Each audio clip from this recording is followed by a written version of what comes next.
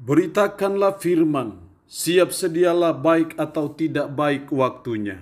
Shalom, puji Tuhan, karena Tuhan saja sehingga kita boleh ada berjumpa lagi dalam renungan harian di hari ini. Saya percaya firman Tuhan itu sangat penting bagi pertumbuhan iman, tapi juga pertumbuhan rohani kita.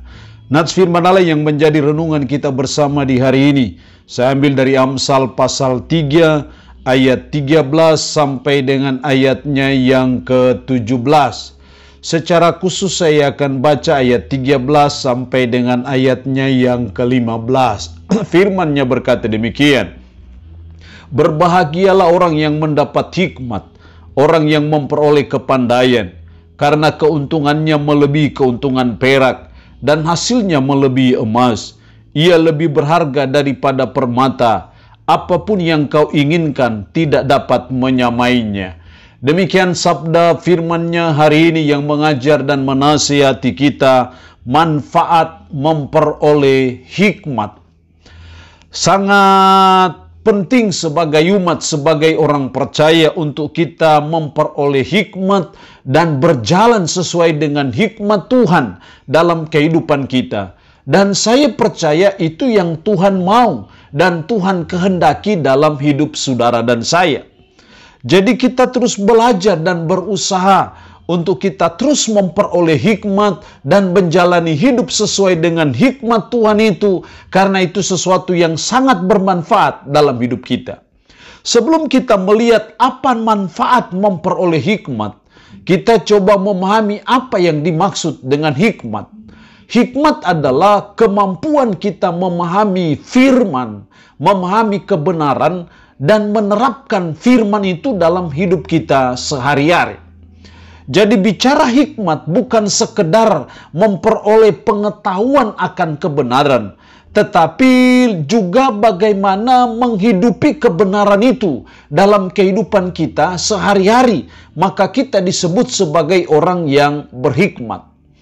Lalu pertanyaannya adalah apa manfaatnya kita memperoleh hikmat dan menjalani hidup sesuai dengan hikmat Tuhan? Saya menemukan ada 3 manfaat dari kita memperoleh hikmat. Yang pertama dalam ayat 13, berbahagialah orang yang mendapat hikmat, orang yang memperoleh kepandaian.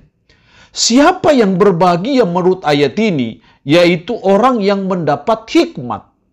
Jadi hal yang pertama, manfaat pertama dari kita memperoleh hikmat adalah kita berbahagia. Kita memiliki kebahagiaan. Juga diperjelas dalam ayat 17, jalannya adalah jalan penuh bahagia. Segala jalannya sejahtera semata-mata. Itulah manfaatnya kalau kita memperoleh hikmat, maka kita disebut sebagai orang yang berbahagia. Kita akan memperoleh apa yang namanya kebahagiaan itu. Memang wajarlah kalau orang berhikmat itu berbahagia, karena ketika dia memperoleh hikmat dan menjalani hidup sesuai dengan hikmat Tuhan, maka pasti dia akan berbahagia. Karena ketika dia melakukan hikmat Tuhan, menjalani hidup sesuai dengan hikmat, itu yang memimpin dia kepada apa yang namanya kebahagiaan itu. Kalau kita bandingkan dengan pengajaran Yesus dalam Injil Matius, dalam khotbah di bukit, seperti dalam Matius 5 ayat 3, berbahagialah orang yang miskin di hadapan Allah. Ketika orang berhikmat, maka dia terus belajar dan berusaha menjadi orang yang miskin di hadapan Allah.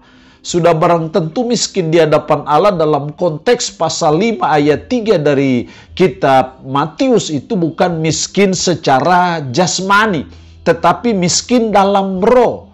Pneumati en tokoi, pneumati en tokoi, artinya miskin dalam roh.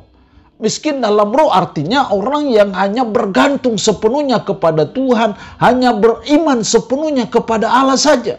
Ketika dia berhikmat, memperoleh hikmat, hikmat mengajarkan dia untuk bergantung sepenuhnya kepada Allah, maka dia berbahagia. Itulah manfaatnya, itulah akibatnya kalau kita memperoleh hikmat Tuhan. Yang kedua, bukan hanya berbahagia ayat 16, Bagian A, umur panjang ada di tangan kanannya. Umur panjang ada di tangan kanannya.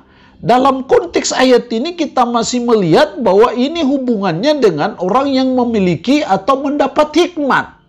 Ketika dia mendapat hikmat, umur panjang ada di tangan kanannya.